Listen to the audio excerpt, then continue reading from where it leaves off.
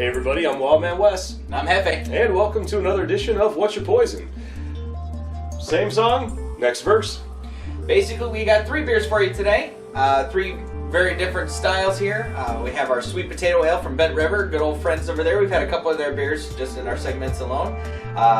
Love this beer in general. I've had it before. This is Weihenstepaner or Weihnstepan. This is their Keller beer. It's going to be a light beer, filtered beer. And then the 420 strain chocolate stout.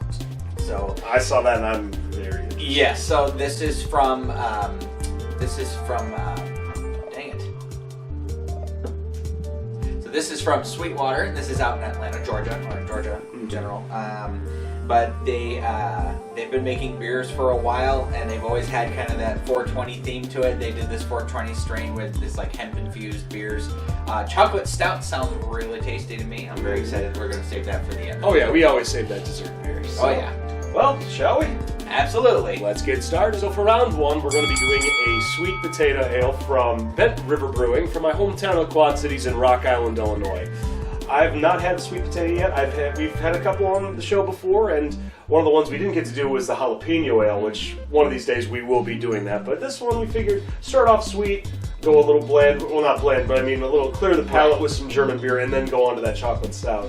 So I actually just the other week, a couple weeks ago, came up with my 1-year anniversary of going to their brew pub, and drinking from the source was definitely a little bit different. I had lots of different options that night. There were flights. I had flights of beer. Many there's flights. Nothing wrong with flights. Right, nothing wrong with flights. So basically, sweet potato kind of always had a funny history with me because I didn't really ever enjoy sweet potatoes in my younger years, and when I finally had one as an adult, I just stayed away from them for decades. And then finally just came up to the point where I argued with someone. I said, "You mean to tell me that this brown thing that sits in the ground is supposed to open up and taste like candy?" And I took a bite, and I'm like, "Oh my god, that tastes like candy." Because I had it right. It was done right. Very, very similar approach to this beer, where I was like, ugh, like yam beer, like there's plenty of yam beers out there, and I was like, sweet potato, like I don't know. But I was pleasantly surprised, so I'm really glad this will be your first time trying I'm it. interested in this. I like the color on this. I would say very similar to a pumpkin beer. You're getting a lot of the same notes in there. Yeah. Definitely on the nose. Ooh. Yeah, I'd say yeah. a less veggie kind of flavor, more of an earthy flavor, but definitely like that natural sweetness, not sugar sweetness. Yeah, I mean, definitely I'm getting, like you said, it kind of has a hint of pumpkin in there. I totally noticed that. Yeah, it tastes a lot like a pumpkin. But it's not like pumpkin spice. Right. Which, I mean, that's been the biggest craze lately, and I've never really gotten into it myself. More like a gourd kind of garden flavor. And I'm glad that before we started filming this, we let these beers warm up a little bit because they were in the fridge for a little bit. Yeah, and I mean, chances are if this were any colder right now, that pumpkin hint would probably be a lot more overpowering. It might taste more like pumpkin spice, but definitely it's not too overbearing. It's the closer you're getting to 30 degrees when it comes to a beverage, especially with beer, the closer you're getting to 30 degrees, the more flavor you're robbing yourself. So getting a little bit above that, closer to 40 degrees for an average beer, 37 to 40 degrees is pretty good for drinking a beer. And any of those stouts we talked about in our last episode, some of those stouts are better in like 55 Well, I mean, degrees, even on some of the ones that we had picked up, like some of the Imperial lagers, normally they say it's best between about like 47 to 51, right, give or take, because it's so peaty and high in content. Exactly, high in alcohol content. Sure, you can definitely let things kind of warm up a little bit too. I thoroughly enjoy this beer. I definitely do. So do I. I mean, it's an easy one to take down, and it's something that I feel comfortable drinking out of season. Unlike some pumpkin beers, just kind of taste out of season when you're drinking them in the summer. This is something you could drink all year round. You really could. Yeah, because it really doesn't have that kind of fall aspect to it. I mean, it's just. I mean, the artwork on here looks very fall autumn-ish, but still, it's a light enough beer to where you really could just pull it off at any time of year for sure. I mean, I give it good 4 Pahws. 4 Pahws! 4 Pahws? Okay, I agree with you on that one. I'd say for the first time I'm going to be a little more, selfish about it. I'm going to say 4.5 Pahws because I'm sold on it. It's not perfect, but at the same time, it's amazing. I like it. For sure. I always say that there's way too many beers out there to give anything like a perfect score that often. But yeah, like we've said, we rarely unanimously get that 5 pound. The Spumoni last time, I mean, that was a specific situation. For sure. But yeah, anything like 4 or 5 pounds, like that's a definite yes for me at a bar. If they have it there, I'm definitely gonna go for it. Oh yeah. Well, one down. Now we're gonna go on to basic German. Weihenstepaner. Yeah. Second beer of the day today is from Weihenstepaner, or Weihenstepan. This is presumably the oldest brewery in the world. They always usually put their date on their bottle, 1516. That doesn't seem accurate to me. That might just be the... 1516 seems accurate. Oh, under the purity. The purity law was in 1516. That was called Reinheitsgebot, which was the German purity law where it had 4 ingredients that could be in beer. And those 4 ingredients were water, hops, malted barley, and yeast. Yeast was the 4th ingredient that they finally put into there. And it wasn't in 1516. Yeast is the new purity law. But there were those 3 ingredients in the original purity law in Germany. And at that point, that's when they started getting very strict. And it was actually a lot of beer laws came out about that time too, because a lot of it had to do with harvesting and using crops and being able to make sure that it lasted an entire year, especially over winter. So with Weihenstepaner, they had made many different beers. They have a Hefeweizen, they have just their regular Pilsner. This one's their Keller beer, which is an unfiltered just lager, ale. I don't remember. It's been a long time since I've had this beer. No, I mean, this is the unfiltered one though. For sure, yeah. So basically, this is just a classic German style beer. So, because I mean, like, I'm good with like a lot of different German lagers. Like Warsteiner's always been a good one. I mean, because I love their Doppelbock, but I've always been a fan of unfiltered. I rarely ever get unfiltered, and when I saw this at the store, I was just like, I have to try this one, and especially because the name alone being the the OG of basically breweries. So not getting a lot on the nose. Like I almost smell nothing. And then when you taste it, I'm getting a lot of sweetness from the wheat and the yeast. I'm getting a hint of the barley, just a little, not much. That's what I'm saying. Yeah, that grain in there comes out a lot, especially when you sip it. That sweetness is coming from that grain and that yeast. Oh. Yeah, so it's not bitter at all, really. I'm not getting any kind of bitterness whatsoever. It's almost like a less carbonated wheat beer, like lighter in body. Mm-hmm. So that's interesting. It almost tastes like honey brown a little bit. Almost. That's what it reminds me of. Yeah, a little honey brown. But a lot of that natural sweetness. But it has a little extra oomph to it. Yeah, that's really good. I have not had the Keller beer probably. Oh my gosh, this is delicious. I mean, this could be one of those dangerous beers. I mean, I say that a lot in a lot of these episodes. It's like some of these could be really dangerous because it's like, it goes down so smooth, but then you keep forgetting about the alcohol content. And this one's about a 5.6%. So yep, it's a malted beverage basically. I mean, with a lot of your malt beers, I mean they're usually about 5.5, almost 6. Yeah, I mean like this tastes like a pretty solid beer, and there's no skunkiness, and a lot of those German beers are getting like that light, bitter skunk smell to it and skunky taste. This isn't giving you any of that. Maybe a little bit in the afterward. Yeah, I mean, and when the afterwork. Yeah, the afterwork. The aftermath. The aftermath. Oh, what the my God. No, this is really enjoyable. Yeah. I feel like the more I'm drinking it, the more I'm getting that normal like German kind of burpy kind of breath feel. That's what I'm trying to think. Okay. I was trying to think of like a good way to describe it. And when you were mentioning about how it doesn't really have a like skunky smell or aftertaste. I'm so used to like IPAs kind of having that, really hoppy, very skunky aroma, but not in a bad way. It's just it really hits your sinuses. I mean, if you have like a really bad cold, I mean, just put an IPA in front of your face and just breathe in, boom, problem solved. Yeah, but good hoppy one. Yeah. This, I mean, it's just it's evenly balanced, or perfectly balanced as all things should be. Right. I think this is Thanos' beer, right? Thanos' beer. It's the perfect balance. Yeah, pretty clear. Getting a little bit of carbonation, still kind of bubbling a little bit from the bottom. That is always a good sign. Yeah, but it's still, that natural sweetness in there. It's very tasty, and like a very tasty beverage. Mm-hmm. Definitely like it. Yeah. With this one, I mean, when we left these bottles out to warm up a little bit, this one, it's delicious. I think the flavor might be a little more susceptible, slightly colder. If this was slightly colder, it'd be totally fine. Yeah, absolutely. I don't know if I would want to drink this at around like the 40, 40 degree temperature. No, this is because, I mean, like with a lot of, I've heard about people going to like Oktoberfest and everything. Sometimes they have like, box and lagers more towards, the 40% because just how it handles. Mm-hmm. But this, I would say 40 degrees. Yeah, I'd say probably drop it down to about 35. Yeah, you could drink this colder, definitely. Mm-hmm. There'd be nothing wrong with that. Mm-hmm. Premium Bavaria.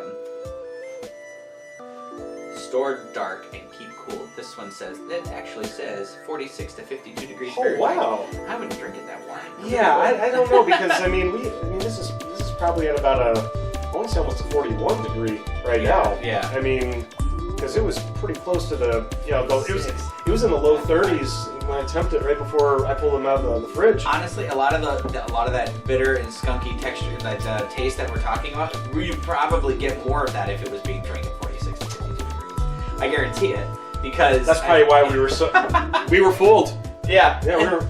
So I guarantee that would give me more of that because I kind of feel it right here. Like I said, kind of that the hardiness. Beer, no pun intended. Yeah, hardiness. That beer burpy kind of flavorful in your chest. Like, so okay, rating. What do you want to give? All right, for this one, I mean, it is good. I mean, it's really good. It's just it's very misleading on the bottle about the temperature-wise because, like we saw, that it was like 46 to 52 degrees. Right. Very misleading because this one, that's you're mentioning it's like that's probably the reason why it could have been skunky if it was up to that degree. I definitely feel like it had that capability. Just the warmer the beer was going to be, probably a little bit more bitter and a little more that skunky feel. I mean, especially the aftertaste. If this were colder right now, I would give it a better grading, but I'm gonna have to go with 3.5 pounds on this one. 3.5 pounds. Yeah, I'd say so. Unanimous. 3.5 pounds. All right. Well, now it's time to go on to dessert. So our friends over at Sweetwater made a beer with a hemp strain. It's just a 420 strain. It says it's back in black with a chocolately stout and a head-turning aroma. Kid you not. Oh, yeah. I cracked open this beer. It's a chocolate stout. I crack open this beer from here. I still have not put my nose to it yet. It smells like weed. We had lunch earlier, and I'm getting hungry again. So no joke. Yeah, this definitely. I'm gonna wait to save it to smell it when it's in the glass. But I'm really surprised as a chocolate stout for it to smell like weed. That strong. We had that hemp beer earlier. The hop reefer. Yeah, hop reefer. And wow, okay. And I expected this smell from it, so I'm really surprised. Man. Yep. Oh, that's what the kids call dank. Oh man. This is what hops reefer was missing. Yeah, I mean, that's what I'm saying. I expected this from that. Yeah, it wasn't as dank as I mean. This is really interesting. We're not condoning the fact that we might have dabbled years ago in maybe some 420, but hey, it's okay. But it smells like weed. But it's chocolate. So I'm interested to see how this goes. Yeah. So, cheers to bitter battery.